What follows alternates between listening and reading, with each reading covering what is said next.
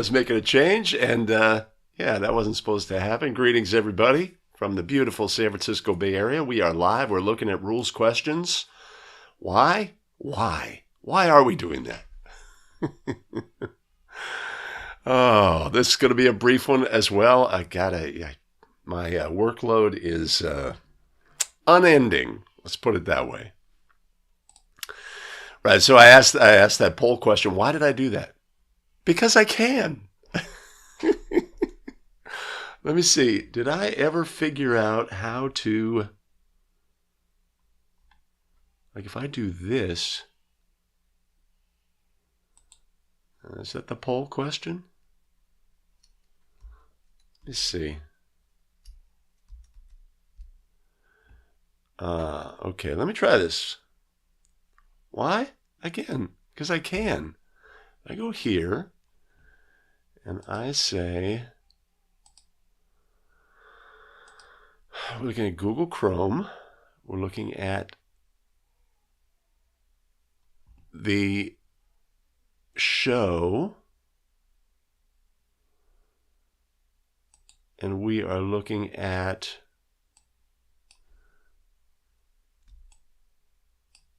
the quiz portion.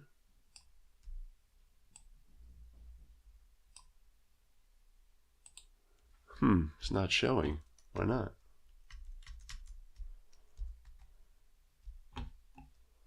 Because I wonder if it's not showing because nobody's answered. Somebody's answered yes. Let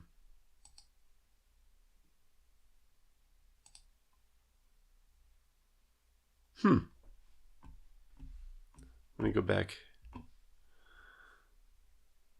See, it tucks up and is not visible. I want it to be visible. Anyway, we have a question, of course, in here about illegal uniforms and piping. Yeah, right. And we'll get to that one. Jason Hayes asks, the designated spot in the backcourt end line, player runs out of bounds. Is this a throw-in violation, or the new rule applies on this one?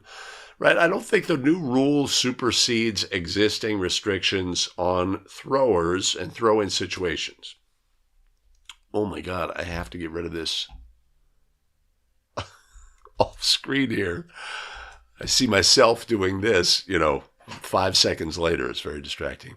So, throw-in restrictions still apply, and the key ones are: another teammate is not allowed to be out of bounds during a throw-in. Either designated spot throw-in.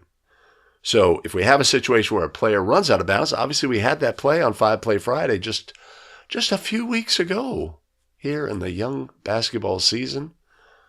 That background's looking pretty good. That is a throw-in violation, right? And the other situation we have is a thrower deceitfully delaying their return.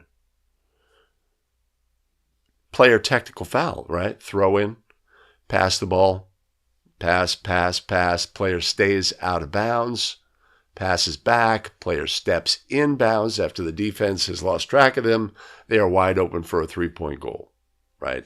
They have deceitfully delayed the return to the court. That is a player technical foul by rule, right? So this really is a situation where we are prone to overthinking this. There's a new rule. It's got language. Gain an advantage. What could that possibly mean? Gain an advantage, this, that, and the other thing. We're just setting ourselves up to screw things up if we interpret too much into this.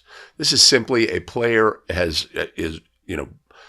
runs off of the court voluntarily and then returns to the court. We see this. This is not an unusual circumstance, but it's not common as well. Again, we get the situation where the team they've designed their play that players run to the front court on the wing and then they change sides. And as they approach the basket, one of the players says, I have to redirect, and they run off of the court, right? Simple and straightforward. Even though there's no approved mechanic, I guess there's a collegiate mechanic in that instance where we extend an arm like a delayed free throw violation. If we do that, we're helping our brain recognize, okay, I've tagged that player as voluntarily leaving the court, and then if they return, right, I will be in position to say, oh, wait a minute, they are the first to touch the basketball. That's a violation. We could do it mentally as well if we're very buttoned up and not using any unapproved signals, which of course, as high school officials, would we ever use unapproved signals? Never. Even though it would add clarity and communication in the game, we must wear the straitjacket applied by National Federation of High School to only use approved signals and mechanics and only use approved rules book language. Right? Yes. Critical for the upholding the standards of the game. Yes. Bit tongue-in-cheek there. Good morning, Adam. How are you? From the great state of Michigan. Uh-oh. Trouble's brewing in the chat.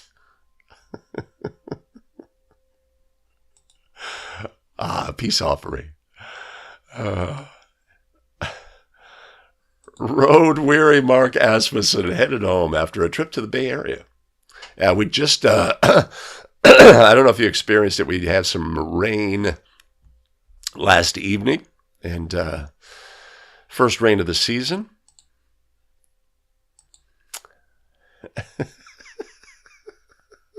It always is. It always is.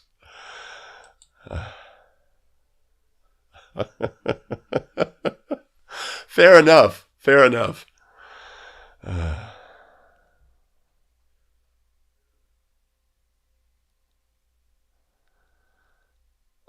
don't know what that means. Okay. All right. So I have a question.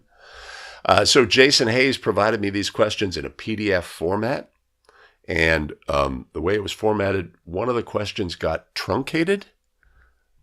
That means cut off or shortened. Yeah. Billy Mack, $5 word right there. So if I say, this is our question. A player has committed a violation if, look at A, that's the one that's cut off. A player leaves the court under the player's own volition to avoid a screen and returns to the court while a teammate, ... Obviously, this is not going to be a violation. So what I did is I said,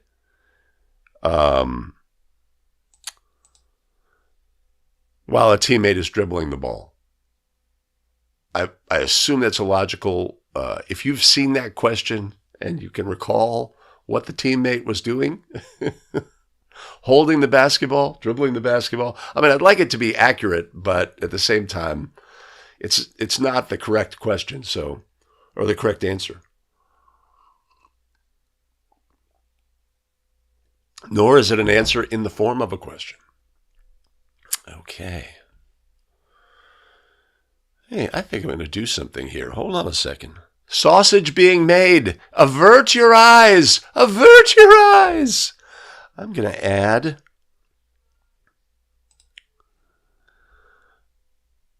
what am I going to add? I'm going to add a timer.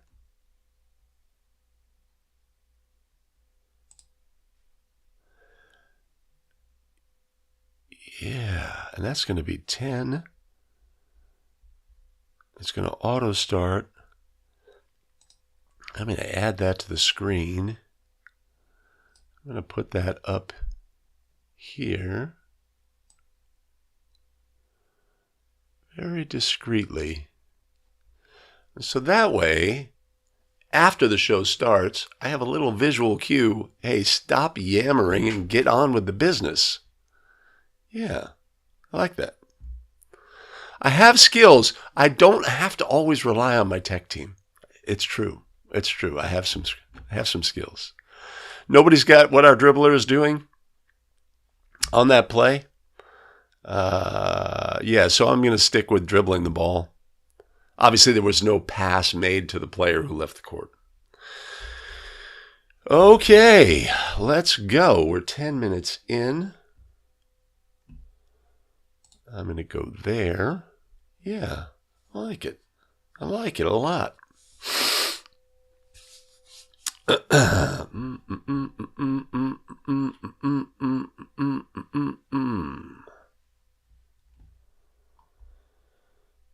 I realized after the fact that I had these questions numbered because that's what they did in Missouri when they presented the test. But if these are the actual questions and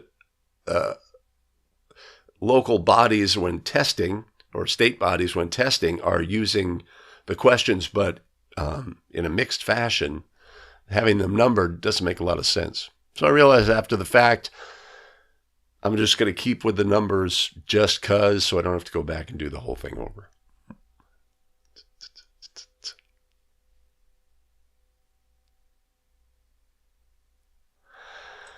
Yeah, I don't think, Sean, that is the spirit and intent of the rule. The intent of the rule is here, this player who has left the court is, you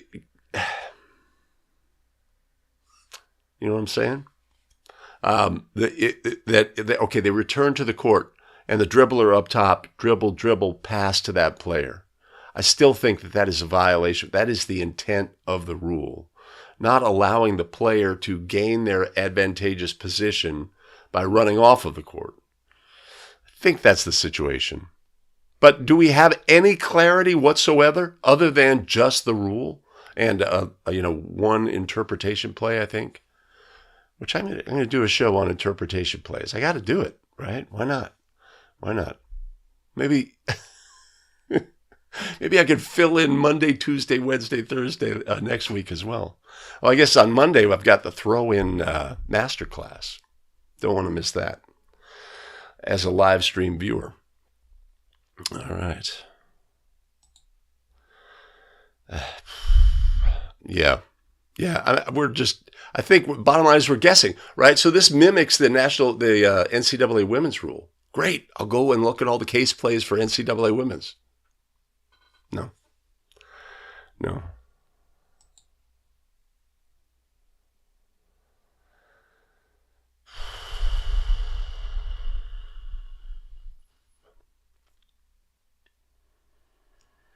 Well, we have no clarity, Mark, so until we do, I assume you're referring to the throw-in situation that Jason provided. Until we have clarity, we have to go with, we understand that there is a rule that prevents a player leaving, multiple players being out during a designated spot throw-in. If a teammate of the thrower steps off of the court, that's a violation by rule. Now, if they stepped off the court on the sideline going for a deep pass, they stepped on the sideline, are we going to rule on that? That's a good play. All right. Okay. I'm going to pick up where we left off. So what I'm going to do for a seamless editing transition, let me do one thing here. Since I've added this border around, I'm just going to tick so that my hair is not, I'm up straight, my hair is not disappearing, because that would be visually distracting. Yes, okay. So I'm going to pick up at the end of question 25.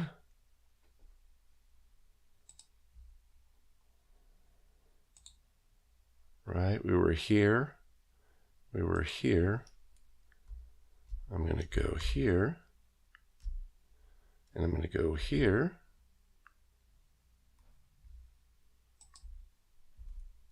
here, and here.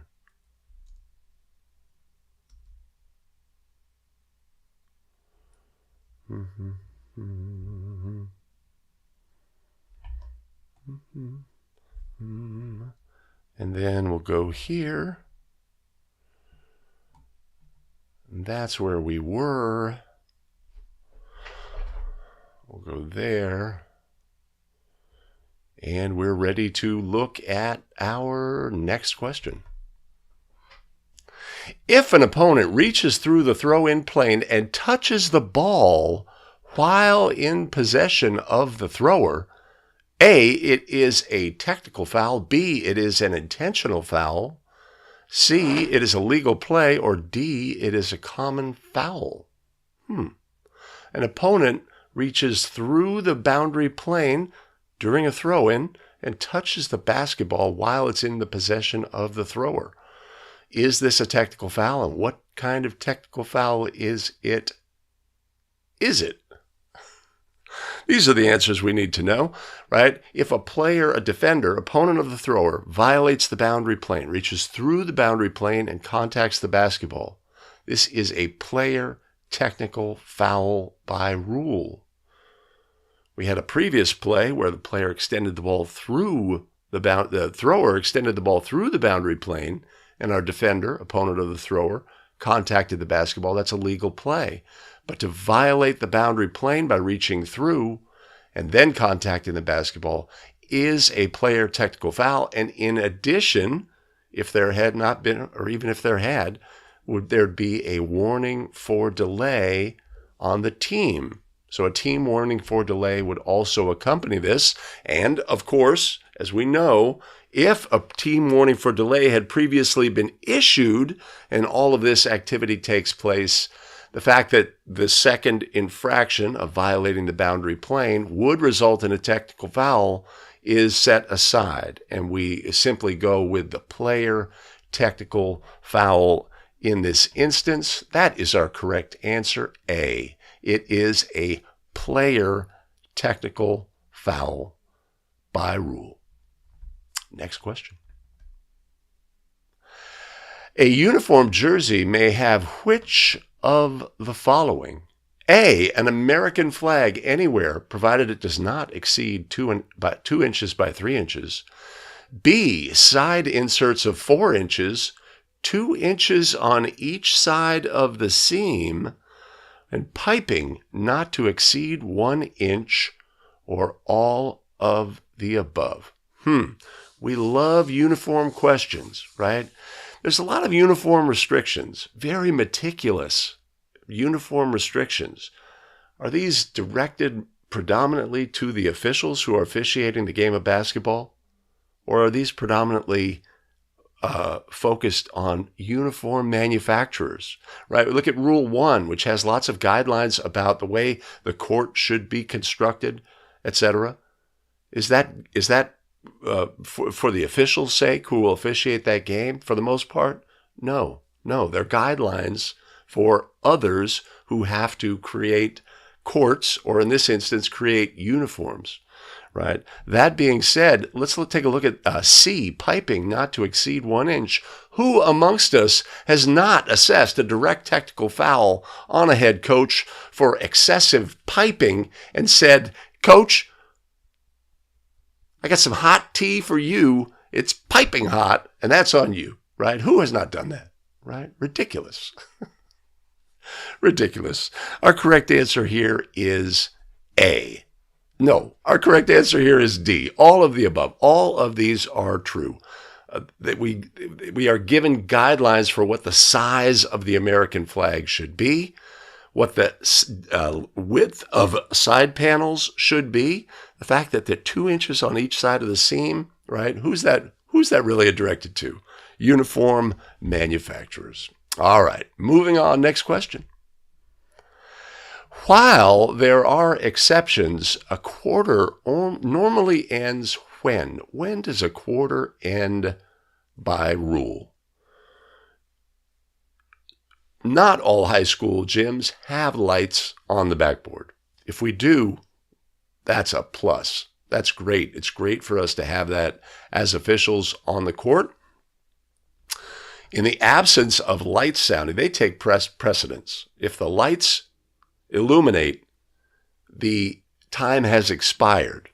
Okay? Let's set that aside. While a quarter, there are exceptions, a quarter normally ends when? Let's say time expires when? Right? When the red light illuminates, right? Some older gyms have a single bulb. Newer gyms have LEDs around the backboard. Fantastic. Best case scenario for officials in a game. And in the absence of that, we're going to have a horn sound as well. So our correct answer on this has to be either A or B. The D would be our correct answer, either A or B, since not all gyms have a red light. In the absence of a red light, the horn sounding would be the expiration of time, right? Now, just because the horn sounds or the lights go off, has the quarter actually ended? Well, what if we have a try in flight? Horn sounds, lights, ball goes in the basket, right? That's a scenario we have to be aware of. But let's move on. Next question. All of the following are true statements regarding sleeves or tights, except. It's an except question. We got to remember that. Greg, don't respond early. Except. They shall be worn for medical reasons. Everybody knows that's the case. B, they shall be the same solid color. C, they shall be white, black, beige, or the predominant color of the jersey. Or D, they shall be the same color for each team member. Might I have an exception with answer D? In the far off times, did they have to be worn for medical reasons? I think so. That might have been when I started officiating. But they do not have to be worn for medical reasons. If players are going to wear sleeves, arm sleeve, leg sleeve, or tights, the restrictions are they have to be the same color for all players who participate. That's why team members, you could have a kid on the bench, he's got a purple sleeve, he's got a red sleeve, he's got tights that extend partially down, those are blue, and he's got multicolored leggings on the bottom, right? He's a team member, but he's not in the game, and he won't be allowed in the game wearing that, right? So just something to be aware of. Players who participate all have to wear the same color. That color can be black, white, beige, or the predominant color of the jersey, right? So if a team is wearing black headbands, all players must wear black headbands, black wristbands, black arm sleeves, black tights, and black leg sleeves as well. So our correct answer here on number 29 is the one that is not true is A, thou shalt be worn for medical reasons. All right, question 30. Let's go. Timing mistakes may be corrected by the referee if A, an official observes the exact time on the clock when the mistake occurred. B, an official has a count when the mistake occurred. C, an official has definitive information relative to the time involved. Or D, all of the above. NFHS says in order to correct a timing mistake, the officials must have definitive knowledge. That cannot be clearer. And yet, in the game, sometimes the officials will fudge with that and say, let's estimate, and right? Does the game accept that? Yeah, it does. But if we get into an end-of-game situation where our decision is really critical, we want to do things by rule and not stray, right? So if we observe the exact time on the clock when a mistake occurred, let's say ball went out of bounds with 5.3 seconds remaining, and the clock continued to run down and was not stopped until 2.5. The official stops play and says, I have definitive knowledge that the clock read 5.3 when the whistle was blown, the ball went out of bounds, right? I observed the exact time on the clock when the mistake occurred. Now, let's say there's 24 seconds left in a period, and the ball is inbounded, and the player is dribbling in the back court, and you are in a state that has a visible 10-second count used for evaluating backcourt to front court within 10 seconds. a count gets to 6, the official looks up and notices that the clock failed to start, we would stop play. We would resume play from where the ball was on the court when the official stopped play, and we would make the adjustment to the clock based on the definitive knowledge I have from my count that I had in the game. And a C, I guess, is a culmination of all of those. So our correct answer here is D, all of the above. These are all situations where the referee or the other members of the crew could make a correction by rule. All right. Have I screwed anything up so far?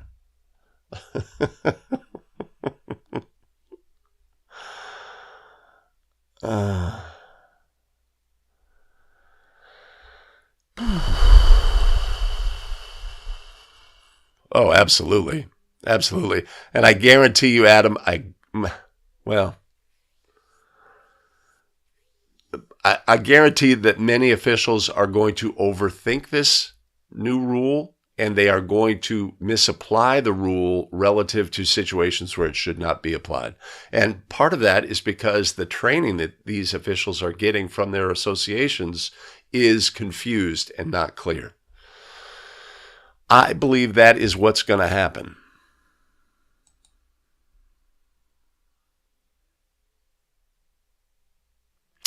Yeah, okay. All right. Sean, I support your interpretation without further clarification. Ball being in flight when they step, right?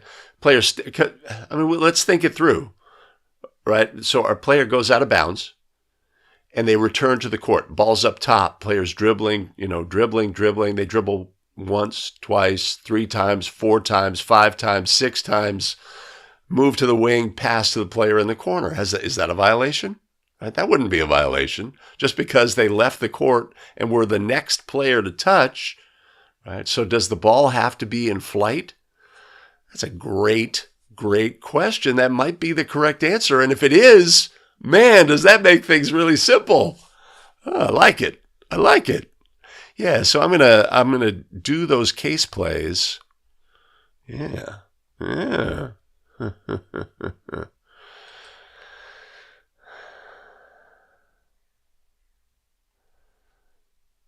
Little known fact from Billy Mack about the origin of the arm sleeve. So was the original arm sleeve to hold the padding in place effectively without, being an elbow pad, which are relatively cumbersome and not very attractive?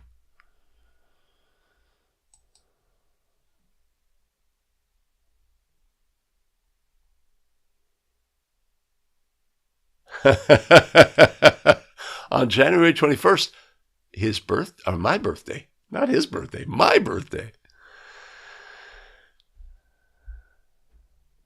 Yeah, if you go out wearing an arm sleeve and score 51, is that arm sleeve ever coming off? No, it is not.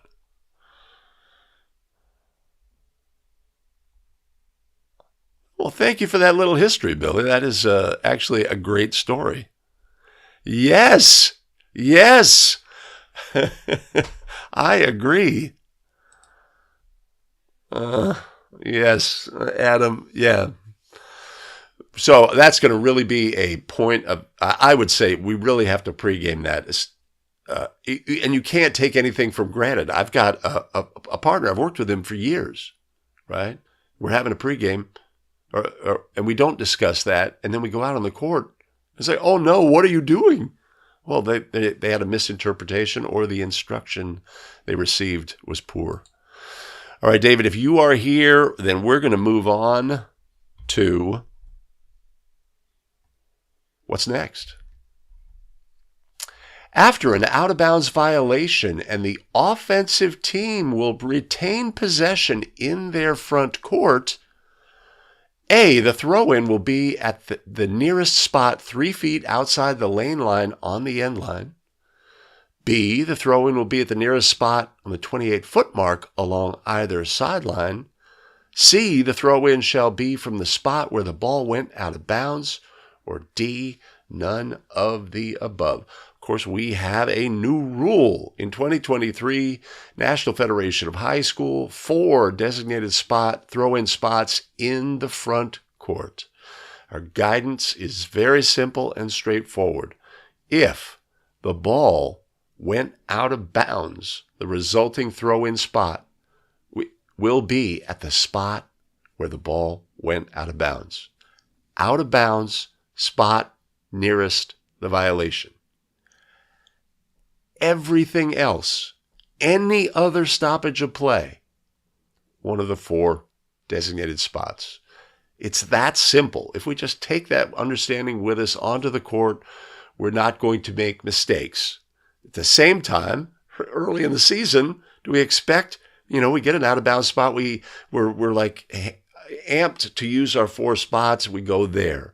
Or we have a hand check foul, it's a common foul, and we're trained, right? We have training for years and years and years. We have habits and fundamentals on the court, and we take the ball out at the spot nearest the foul, even though it should have moved to the 28-foot line. Is that going to happen in the early season? Yes, it is. But having an understanding will allow us to get these plays right more often than not. An out-of-bounds violation and a front court throw-in will be at the spot of the violation. Simple, straightforward. So, since it's simple and straightforward, let's move on. Undershirts, if worn, must adhere to the following. A, shall be a single solid color similar to the torso of the jersey or solid black under visiting teams' dark jerseys only. B, if the undershirt has sleeves, all sleeves shall be the same length on teammates. C, shall be hemmed and not have frayed or ragged edges. Or D, all of the above. Well, new this year, we have a rule that allows visiting teams to wear wear undershirts that are the primary color of their jersey top, or wear black. Okay. Our question here could be a little misleading. Under visiting teams' dark jerseys, if a team has bright yellow visitors' jerseys, they can wear black. Bright green, bright pink, they can wear black. It doesn't have to be on the darker shade. I think our implication here is not white home, but dark visiting jerseys. So let's not get hung up on that. If it's a light blue, they can wear black. If it's a dark blue, they can wear black. If it's purple, they can wear black. But all teammates must have either the predominant color of the jersey or black. That is our new restriction. Our old restrictions, sleeves must be the same length on players. Yes. They shall be hemmed and not have frayed or ragged edges. So our correct answer here would be D. All of the above would be true. All right, moving on. Beginning with the team's 5th common foul in each quarter, except a player control or team control foul. A, 1-and-1 free throws are awarded. B, 2 free throws are awarded, whether or not the first free throw is successful. C, 3 free throws are awarded, a very generous ruling by our crew. Or D, no free throws are awarded. Again, new rule this year, exciting new rule. When a team commits a foul, and it is not a shooting foul, a common foul, we will attempt bonus free throws. New this year, bonus free throws using NFHS rules is 2 free throws to the offended player. No more is there 1-and-1. No more is there 1-and-1. If you are in a state that uses halves and not quarters, obviously there's going to be an exception there, but no more 1-and-1 using National Federation of High School basketball rules. So A would be incorrect. B, 2 free throws are awarded whether or not the first free throw is successful, right? Meaning that 2 free throws are awarded. My only issue here is beginning with the team's 5th common foul in each quarter.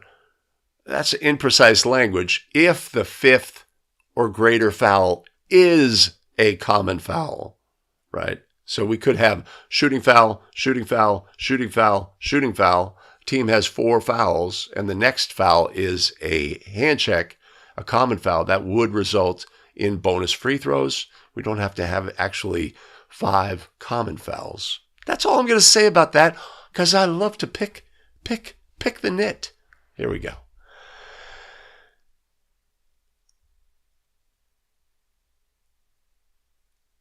Oh, I'm too busy picking nits to get the thing right. Embarrassing.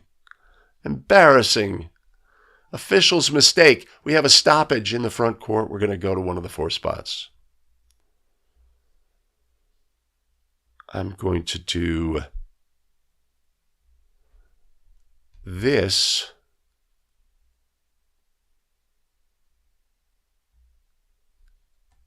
And then I'm going to do this. Legal guarding position requires A, both feet touching the court. B, the front of the guard's torso be facing the opponent. C, hands and arms inside shoulder width of the defender. D, all of the above. E, A and B only. Well, so previously we had a question about that included piping about on jerseys, right? Let's compare that one with this one. Officials need to know what the heck legal guarding position is. This is a critical question that we need to know. Yes, so we know what legal guarding position requires: a player to have 2 feet on the floor, torso facing the opponent. These 2 elements define the gaining of legal guarding position. Whether they maintain legal guarding position is subject to another question, right? But gaining legal guarding position is the simple act of having 2 feet on the floor facing the opponent, right? We know that to be our restriction here, that the hands and arms are inside shoulder width of the defender. No, that is not a thing, right? Players can have their arms extended, their legs extended wide. If a coach says, get in a stance, defender A, what are they going to do? They're going to do that. They're going to get low, right? Their low center of gravity. They're going to spread their feet wide, and they're going to spread their arms wide. That is a defensive stance. That is legal by rule. So that would not be included in this. So our correct answer here is A and B, which would be letter E being our correct answer on this question. A substitute who desires to enter between quarters at halftime or during a timeout shall report to the scorer giving the substitute's number. A, prior to the 15-second warning signal at the end of timeout or intermissions. B, after the 15-second warning signal at the end of the timeout or intermissions. C, a 20-second warning. Is that a thing? We do not have a 20-second warning. We do not have it. It's not a part of the game. Did it used to be part of the game? For a substitute? I don't think so. I don't know. Not for me in my basketball experience, right? A substitute who wants to enter prior during an intermission between quarters at halftime or during a timeout must report to the scorer before what? The first horn, which occurs at the 15-second before the expiration of time for that intermission or timeout. So our correct answer here is going to be A, prior to the 15-second warning horn. Our player would be legal and allowed in the game. Which of the following criteria is used in determining a goaltending violation? Another critical question we need to know. A, the ball is in its downward flight. B, the ball has the possibility of entering the basket. C, it is a try for goal. D, the ball is not touching the basket cylinder. Or E, all of the above.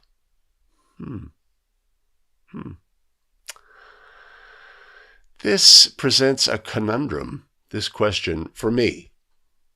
What do we know about a goaltending violation?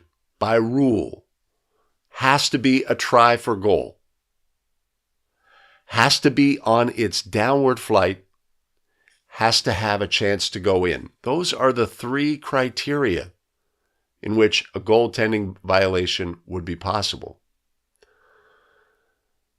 Our question here gives us a fourth criteria. The ball is not touching the basket cylinder. That is not part of the goaltending rule or restriction. If the ball is touching the basket cylinder, that could be a basket interference violation. If the ball was in the cylinder and contacted by a player, that would be a basket interference violation. Why it's included on this question, I do not know. Understanding goaltending rules and basket interference rules is important, right? There is a lot, I find in officials, there's quite a bit of discrepancy in understanding. Because one of the factors we face as officials is we're fans of basketball. We watch basketball. We watch all levels of basketball. We watch NBA basketball. We watch NCAA basketball, right? And who else watches? The coaches watch it. And we get a perception about what's legal, not legal from other levels. The goaltending rule in high school is relatively simple. Try for goal, downward flight, chance to go in. Defensive player contacts the basketball in that situation. That is goaltending by rule. Given the possible answers here, all I can do is go with E, all of the above, as I think that's the spirit and intent of the question. Yeah, that's what we're going with. By definition, bench personnel are all individuals except who's not an individual? A, substitutes. B, coaches. C, scorekeepers. Or D, managers. I might poll the audience on this one. Bench personnel are all individuals except.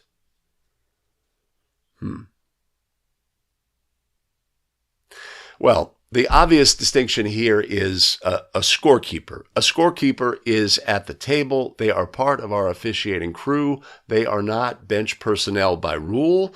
If we had a mouthy scorer, we go to report, that's a foul on 15, black, with a push, and our scorer's over there. No, it would have to be on our home team. A foul's on 15, white, illegal use of hands, our scorer's over there waving us off. We can obviously have our scorekeeper replaced. We can give them a stern talking to and remind them what their role is in the game, but we cannot assess a technical foul on our scorekeeper. It would seem, substitutes are bench personnel to an extent, and we'll discuss that in an upcoming question. Substitutes, if they take actions of entering the court without being beckoned, they are at risk for a substitute technical. While they are bench personnel, there's a special carve-out in NFHS rules that says that is a substitute technical. It goes on that individual, and it does not apply indirectly to the head coach.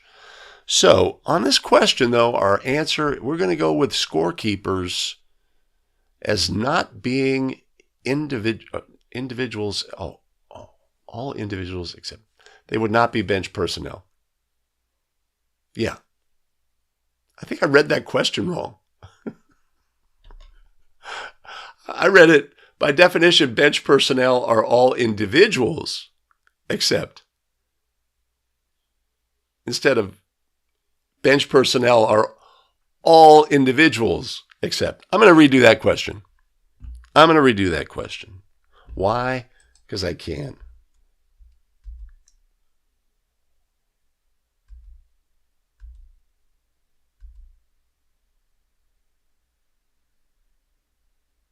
I think we're there.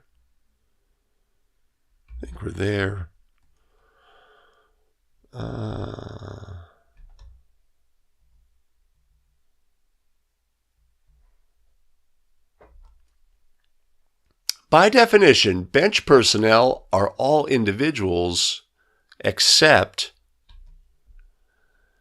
substitutes, coaches, scorekeepers, or managers. All of these individuals are bench personnel except which category? That makes things simple, right? So substitutes, we know that if they enter the game without being beckoned, they're at risk for a substitute technical, and it's not indirect. They're not considered to be bench personnel in that instance. But our obvious answer here is C, scorekeepers. The home team scorekeeper, who's a part of our officiating crew, is not bench personnel. If a team, like a visiting team, had somebody on the bench with a score book, not sitting at the table, they would be considered bench personnel.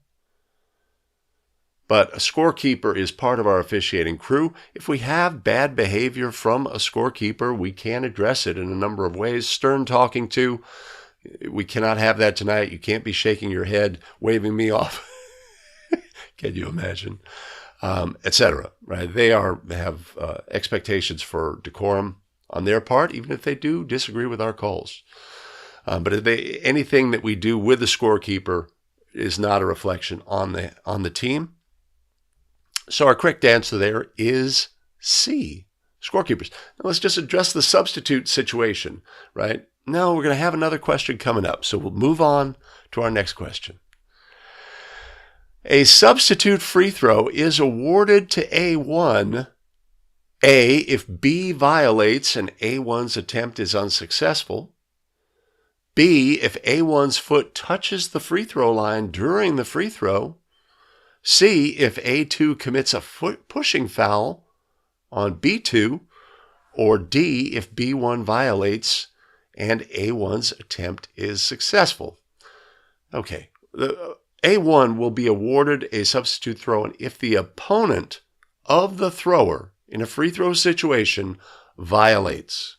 It is a delayed violation and has a signal for the officials to give in that instance. It is a delayed violation. If the try is successful, there is no penalty enforcement on the play. If the try is unsuccessful, then we have a violation and we would award a substitute free throw. So our correct answer here is A. If B1 violates and A1's attempt is unsuccessful, a substitute free throw will be awarded to A1. The free throws awarded because of a personal foul shall be attempted by the offended player. If such player withdraws because of an injury, who will attempt the throws? Ooh, the throws. It's a throw reference. Who attempts the free throws for a player who is unable, due to injury or illness, to complete the free throws? I guess it would pretty much be injury. The injured player must attempt the free throws. The team captain must attempt the free throws. The injured player's substitute must attempt the free throws, or the visiting coach can choose the shooter. I've heard about that. Visiting coach gets to pick. I've had coaches say, "Don't I get to pick?" Why? The correct answer here is if a player is injured on a play and unable to attempt the free throws, has to leave the game. Let's say the player was injured. We beckoned personnel onto the court to attend to the injured player. Ultimately, the injured player is walked back to the bench. Coach would have the opportunity to request and be granted a timeout, and that player could continue if they were able to continue after the timeout. But in the absence of that, we need a substitute, and that substitute will attempt those merited free throws. So our correct answer here is C. This injured player's substitute will attempt the free throws. When the ball is in team control in the offensive team front court and the defensive team commits a violation, a common foul prior to the bonus, or the ball becomes dead, A, the offensive team will resume play with a throw-in at one of the 4 designated spots nearest to where the violation, maybe nearest to the violation. B, the offensive team will resume play using the alternating possession procedure. C, the offensive team will always resume play opposite the scorer's table. Or D, the offensive team will resume play nearest to where the foul occurred. All right, so new this year, we have 4 designated spots, and clearly our answer is in the question. If a defensive team commits a violation, most common violation would be a kicking violation. Almost always. A common foul prior to the bonus, hand check. We're not in the bonus. Or the ball becomes dead, right? The ball becomes dead. Why? Because the official blew their whistle because there's a shot clock issue. The official blew their whistle because a little kid ran on the court. The official blew their whistle because the head coach requested a timeout. In all of these instances, there is a stoppage. The ball has become dead. We are going to resume in this situation at one of the 4 designated spots, the spot nearest to where the player in team control was, or where the ball was relative to that. So our correct answer here for question number 40 is A. The offensive team will resume play with a throw-in at one of the 4 designated spots nearest the violation, the common foul, or the ball location when the ball became dead. That's our correct answer. And that might be another one that got truncated. So, Sean, we had a situation just the other night in a Warrior game. I can't remember what led to it. A Warrior player was due merited free throws, but they were not able to complete them either because they got ejected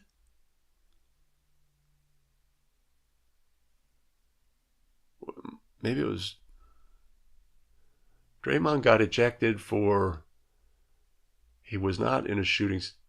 Maybe it was. So, and the play was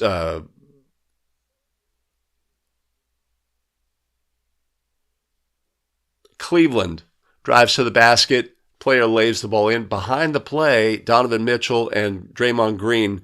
Draymond Green chucks Donovan Mitchell from behind, displacing him. There's no call on the play. Warriors get the ball. They inbounds. They dribble to the front court. Draymond has the ball in the front court, and Donovan Mitchell returns the favor by doing the same action, the throwing the shoulder into Green, and a foul is ruled. I believe the Warriors were in the bonus. Green would be due 2 merited free throws. They go to the monitor.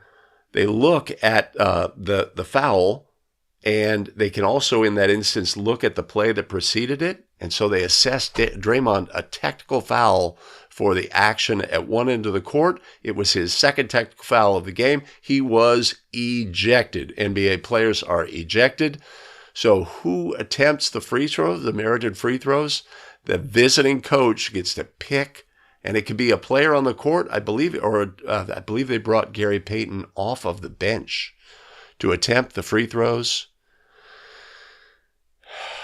And they did that, and the ball was live afterwards. So it wasn't. So they I don't. If they brought him off the bench, I don't know that was a fact, but that's That is a thing, and it just happened in a Warrior game. So,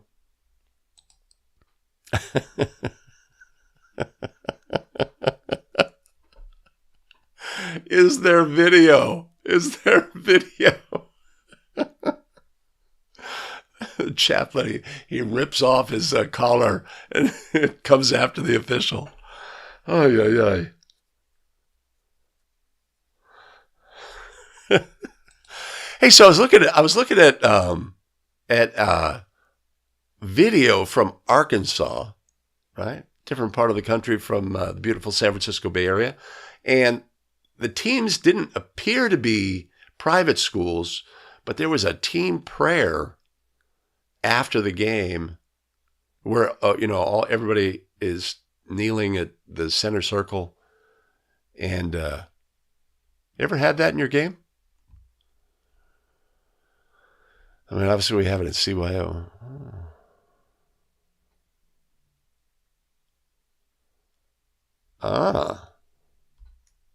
I will take a look at that later. I'm a little challenged to look at it now.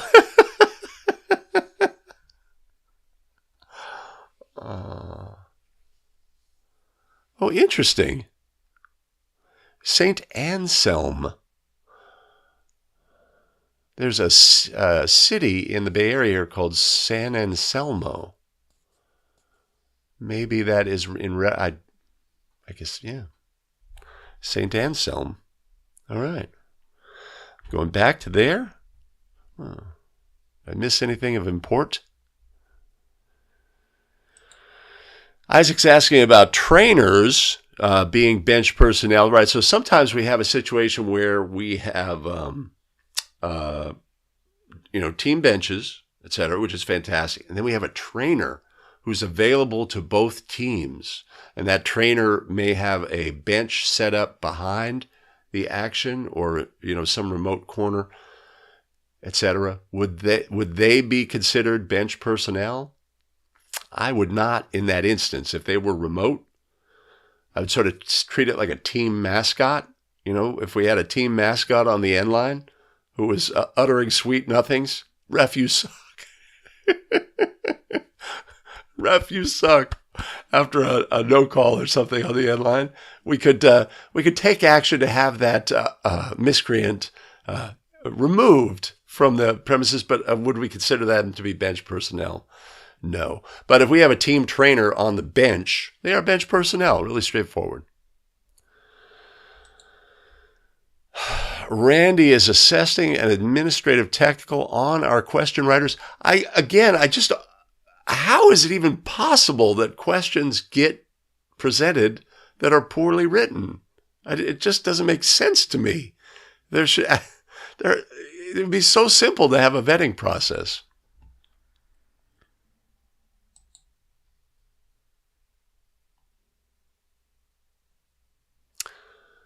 Oh, interesting.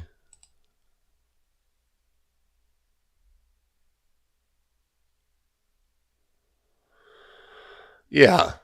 And when it comes to sleeve length, is that an arm sleeve or is that? I did have a player have an undershirt that had one sleeve cut off because he wanted to mimic the arm sleeve, without going and paying for an arm sleeve. Did I assess anything on that play, or did I just let it go?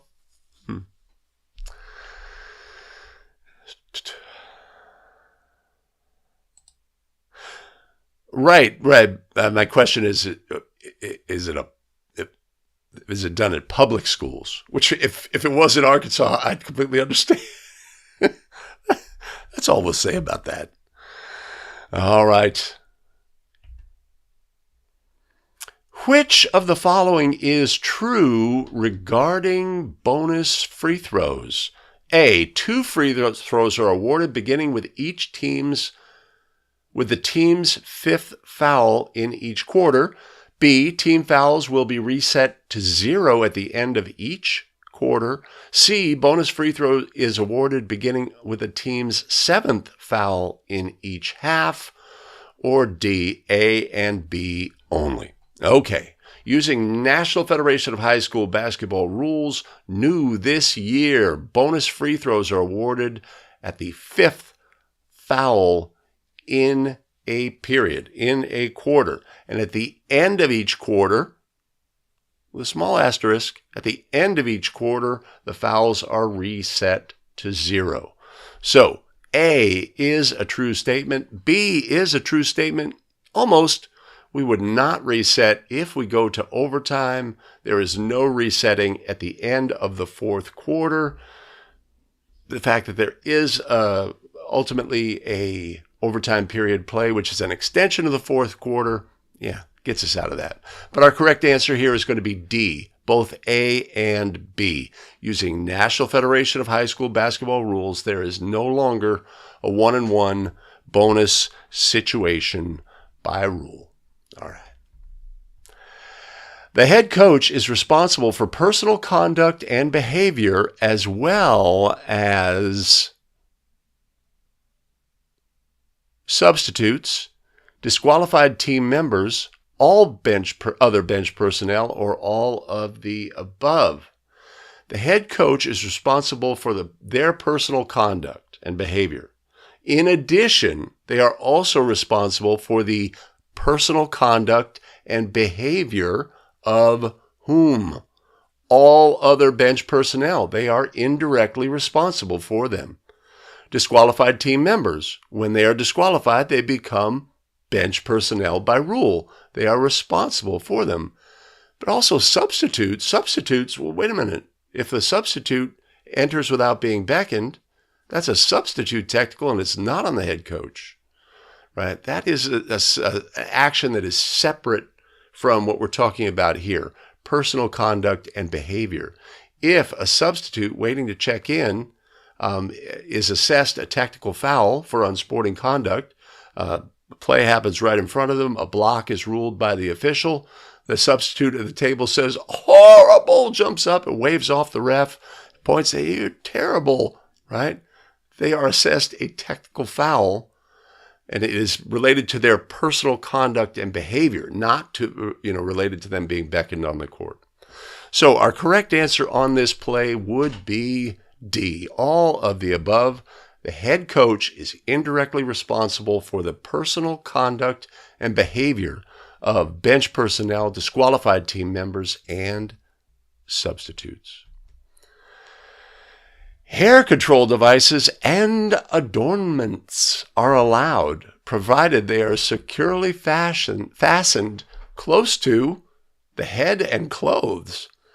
B, the clothes only. C, the head and increase the risk to the athlete, teammates, and opponents.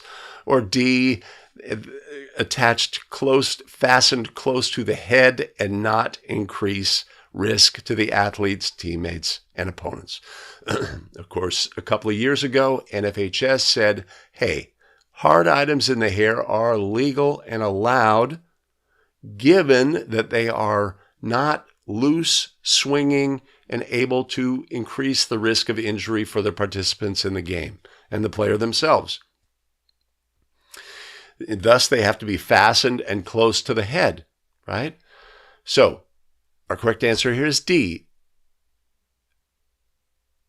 Are allowed, provided they are securely fastened close to the head and do not increase risk to the athlete, teammates, or opponents. Legal by rule. A player has committed a violation if A, a player leaves the court under the player's own volition to avoid a screen and returns to the court while a teammate is dribbling the basketball. B, a player steps out of bounds under the player's own volition and then becomes the first player to touch the ball after returning to the court. C, a player's momentum carries them out of bounds. Or D, a player is forced out of bounds. Which of these are correct? We have a new rule in National Federation of High School allowing a player to intentionally, under their own volition, leave the playing court, run outside the playing court area and return to the playing court. This would be legal action, provided they are not the first to touch the basketball upon returning to the court, returning to the court. Our correct answer here on this play would be B. If a player steps out of bounds under their own volition, not momentum, they choose, I'm going to run off of the court in this direction, and then become the first player to touch the basketball after returning to the court, that is a violation by rule. Officials may correct an error if a rule is inadvertently set aside and results in all of the following except, it's an except which question? This is a correctable error. Failure to award a merited free throw is a correctable error situation. Permitting a wrong player to attempt a free throw is a correctable error situation. C, awarding an unmerited free throw is a correctable error situation. D, such error is recognized by an official after the clock has properly started after the first dead ball. A correctable error window in that situation would have closed, and we may no longer correct an error if a rule is inadvertently set aside in that situation. So our correct answer here is D. Correctable window, the opportunity to correct has ended. Like-colored uniform bottoms must adhere to the following. Multiple styles of uniform bottoms may be worn by teammates and may include shorts, skirts, and pants. Who ever heard of that? B, must be white, black, or beige. C, must be white for the visiting team. D, must be white for the home team. Those are interesting answers, right? So there is new language applied to the rule regarding shorts in National Federation of High School this year. Has there been a fundamental shift in the rule regarding shorts? No, there hasn't. A slight clarification that shorts must be like-colored, or uniform bottoms, rather, must be like-colored. Have players been allowed to wear shorts, skirts, and pants previously? Absolutely. There's never been a restriction against that. One player can be wearing shorts, one player can be wearing a skirt, one player can be wearing pants. But in the past, there was no color restriction. So we could have black pants, pink skirt, green shorts, and the home team is wearing white. That would have been legal. Now NFHS just gives a slight clarification. Let's make them like-colored. Green, if they're all wearing green in the spectrum of green. So our correct answer on this, and this is not something that's common, let's not overthink this one. Multiple styles of uniform bottoms may be worn by teammates and may include shorts, skirts, and pants. The ball has been released on a try or tap for field goal by A1 towards A's basket. A2 excessively swings arms without contacting an opponent, and the ball goes through the basket. The officials immediately sound the whistle for a technical foul, a player control foul, a violation, or a double foul. Okay, A1 releases a try. The try is in flight. Their teammate excessively swings their elbow. They're in positioning for a rebound. Their opponent, nudged them in such a fashion they didn't like it. They, in turn, swing their elbow backwards, and an excessive, that would be intent.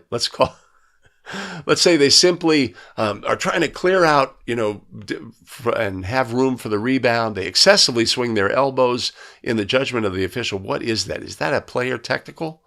Is that a player control foul, a violation, or a double foul? Well, it's by one opponent or one player, so it's not a double foul. The try had been released, so there's no team control, so it's not a player control foul. They didn't have control of the ball. Is it a technical foul or a violation, right? Simple answer here is this is a violation. The ball would be awarded to the offended team. It would be a different kind of throw-in if the ball went in versus if the ball failed to go in. But violation is the correct answer for question 47. When an official administers a throw-in to the wrong team, the mistake shall be rectified before, well, everybody knows, before the throw-in ends, right? The first dead ball after the ball becomes live unless there's been a change of possession. C, the throw-in team scores a basket. Or D, the mistake cannot be rectified. Oh, my goodness, right? NFHS brought in a new rule this year, a very common sense rules change, allowing officials who were previously handcuffed, if we gave the ball to the wrong team for a throw-in and the throw-in ended, we could not by rule make a correction. That has gone away, and now officials may correct the situation. They may rectify the situation. I like to use rectify because this is not a correctable error. This is a mistake that may be rectified, right? So we don't have the time restrictions relative to correctable errors, but this situation has its own restrictions. The first dead ball after the ball becomes live, unless there has been a change of possession, is the correct answer. So we have awarded the ball to the wrong team. They inbound the ball, dribble, dribble, dribble. There's a bit of a uproar from the table. They're saying, hey, ref, it should have gone. The AP arrow was wrong. And we stop play. And we realize our mistake. There has been, the ball has not become dead and the team has not scored a goal. We can fix it. We can go back to the original throw-in spot. A case play has been introduced or guidance that says if we knew the time that the ball was inbounded, we could put time back on the clock. Believe that or not, that's a departure from NFHS previous guidance, but that's a true story. But if the ball became dead, dribble, dribble, dribble, hand check. Hey, ref, that throw-in should have been too late to correct. Dribble, dribble, dribble, drive to the basket, dunk. Hey, ref, that throw in, too late to correct, right? If the ball becomes dead or the team scores a goal, then it is too late to correct. So our correct answer here is B, the first dead ball after the ball becomes live unless there has been a change of possession. Oh, wait a minute. Yeah. Change of possession. The throw-in after a 3-second violation is always awarded at one of the 4 designated spots nearest to where the violation occurred, the designated out-of-bounds spot nearest the violation, C, the nearest spot 3 feet outside the lane line along the end line, or D, the nearest 28-foot mark. So we have new rules this year regarding front court throw-ins. So our question here sort of forces our officials to let's sort through this situation. In order to have a 3-second violation, we have to have a team in control. The ball has to be in the front court. So this action will result in a backcourt throw-in for the opponent. A backcourt throw-in will be treated exactly like an out-of-bounds violation. Nearest the violation, nearest the foul, nearest where the ball was when the whistle was blown, right? It's going to be at the spot nearest. There are no 4 designated spots in the backcourt. That's the important takeaway here, right? So this throw-in will be a backcourt throw-in, and it will be a designated out-of-bounds spot nearest to where the violation occurred. That's easy. Final question. Intentional fouls include, but are not limited to, all of the following What happened? What happened? Let me go back.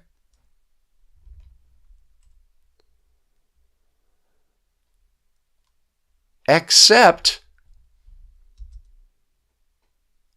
A, contact that is not a legitimate attempt to play the ball or the player. B, excessive contact with an opponent while the ball is live. C, player foul, which hinders an opponent from performing normal defensive and offensive movements. Or D, contact that neutralizes an opponent's obvious advantage. All of these are true of intentional fouls, with the exception of one. Contact that is not a legitimate attempt to play the ball or player is an intentional foul by rule. Excessive contact with an opponent while the ball is live is an intentional foul by rule. And D, contact that neutralizes an opponent's obvious advantageous position is also an intentional foul by rule. So our obvious correct answer here would be C, player foul, which hinders an opponent from performing normal offensive and defensive movements. That just sounds like a foul. That's a common foul. So that is our correct ruling on that play. I hope you've enjoyed this exploration of National Federation of High School Basketball Rules test questions. Right? Ultimately, we get to a correct answer, but that's not the purpose. It's not the purpose of what we're doing here. We're looking at opportunities to look at the rules, look at the question, learn, become better as basketball officials. I appreciate everybody joining today, and take care and make great rulings on the court. That's going to wrap it. I think maybe I could film something later. All right. At the risk of screwing things up,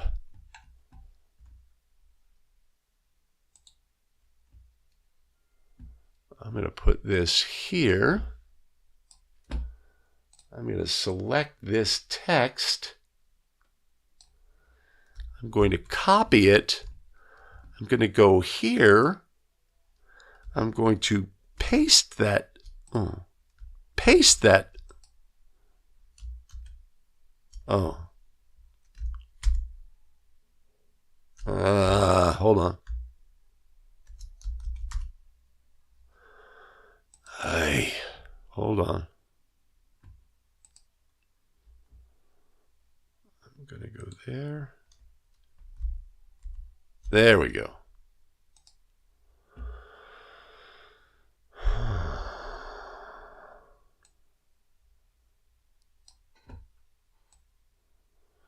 Team A is on offense in the front court. They throw a pass into the post, and the ball is deflected for an out-of-bounds violation. The ball went where the ball would be inbounded, where the ball went out of bounds.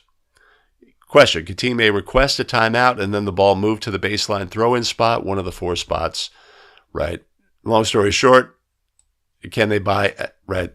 So our correct answer here would be no. No, they would not. The throw-in spot is determined by what happened on the court. What happened on the court was there was an out-of-bounds violation. That defines the throw-in spot. By rule, that defines the throw-in spot. Ultimately, the team says, hey, timeout, timeout, timeout. When we come back from the timeout, we know that for any stoppage, we go to one of the 4 spots. But the 4th spot has already been defined. And there's no way that that can change. Right? The coach can't say, I'd rather have it on the other side of the lane. I'd rather have it at the 20th foot.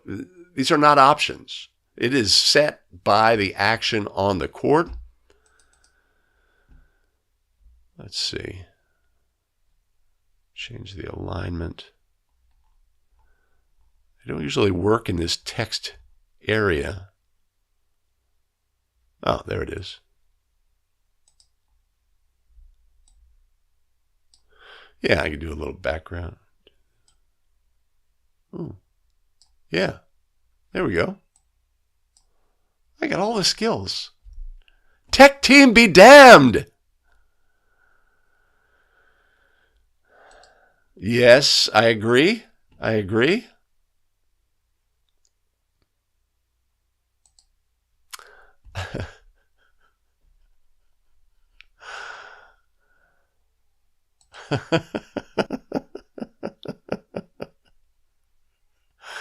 Hey, Brian, good to see you.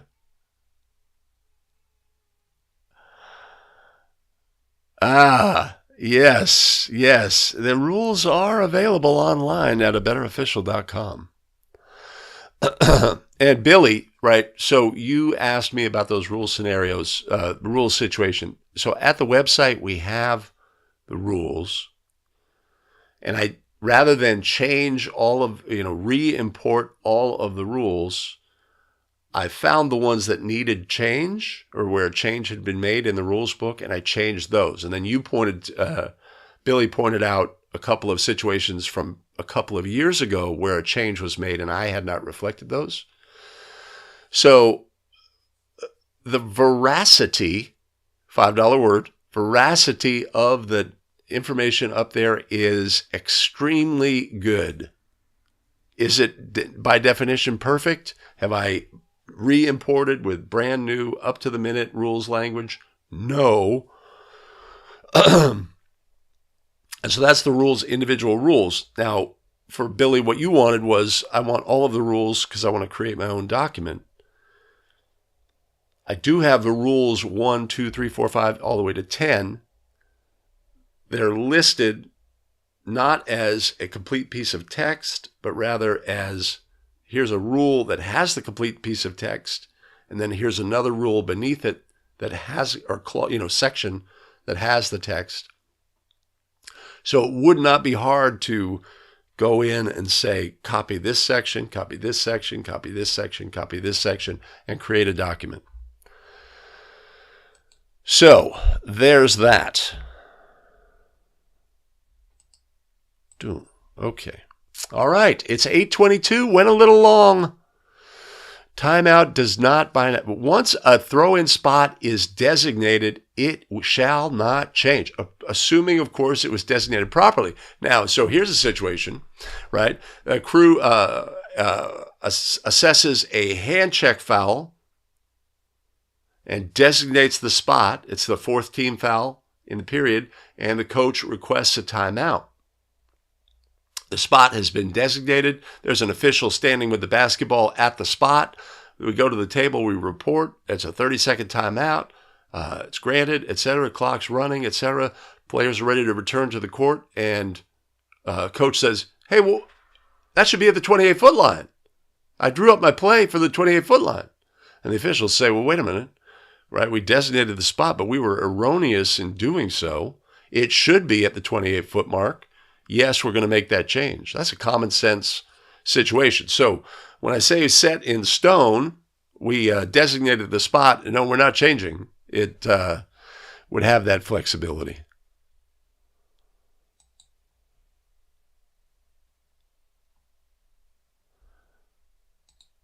David, is it a rule that the home team must wear white? Yes. Yes, it is. Now, you could have a situation, right? And so a point of emphasis this year is that the two teams can't get together and say, hey, we're doing this, that, and the other thing, so we're going to wear something different than white, and you can wear something, right? That's not allowed. If a team, let's say, wants to do breast cancer awareness, team's wearing pink, it's pink out, pink night, everything's pink, home team's wearing pink, visitors are going to wear black. Or home team's wearing pink, visitors have agreed to wear white. Right? We run it through the section or the state, and they say, that's a fantastic idea. You have permission to do that. That is legal. If we encountered that situation and they did not have the notification from the state saying it was legal, we're obviously going to penalize the team in this breast cancer awareness night scenario. But that's the point of emphasis, is that teams aren't allowed to do it. Teams are responsible for their uniforms' legality, etc. Yeah. We're not doing anything in that situation. Come on, ref. Alaska's in the house. Good to see you, John. Thanks, Tom. Yes. Oh yeah. Oh, so Minnesota, they're going their own path. And I appreciate that, right? They're like, NFHS, we're going to use that as a guidance. So Minnesota, first of all, plays 2 halves. I believe they are.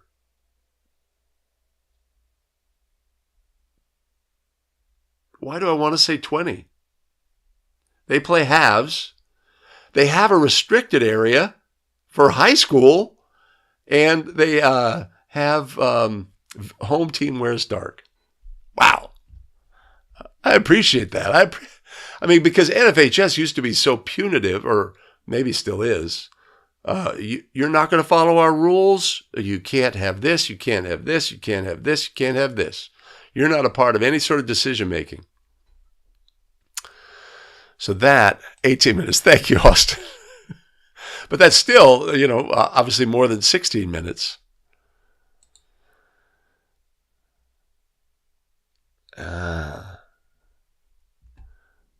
Fantastic. Fantastic. Yeah, I watched the Minnesota shot clock explainer video.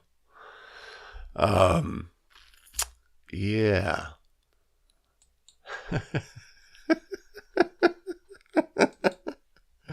Chris, we will see you on Friday. My good one is in the house.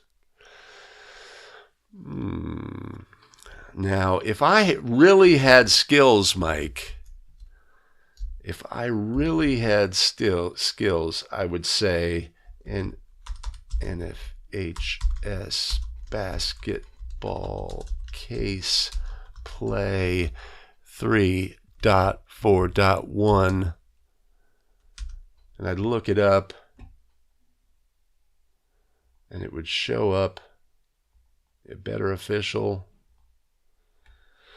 Or if I went to abetterofficial.com and I pulled down case plays for rule number 3,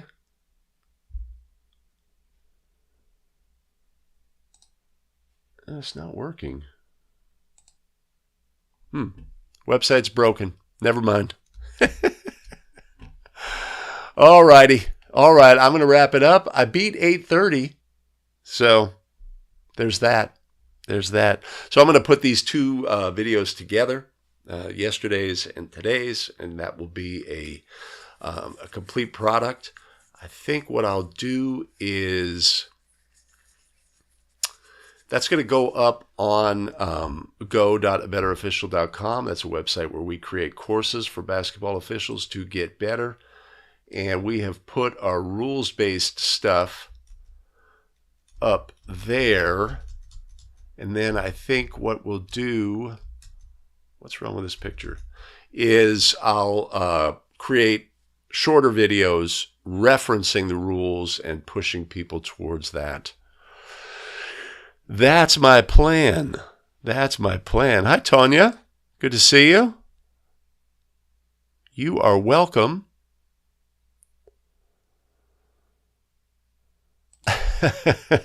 Out of context, out of time sync, the horn. That's funny. That's funny. All right, that's it. I'm done. We're wrapping. I hope everybody has a great one. Come back tomorrow for 5 Play Friday. We're going to have some great plays and do what we do. Let's look at plays, and what are we going to look at? Maybe all of the things. Take care, everybody.